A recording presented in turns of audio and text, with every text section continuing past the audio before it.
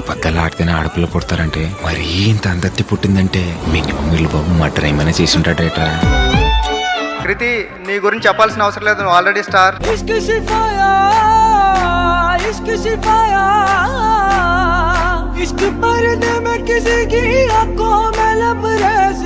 ఇప్పుడు నాకెంత కోపం వచ్చేస్తుందో తెలుసా?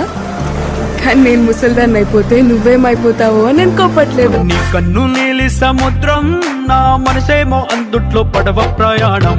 ఏంటి అలా చూస్తున్నావు? చేపలు ప్రేమించుకుంటాయని చెప్పావు కదా, కనిపిస్తాయేమో అని.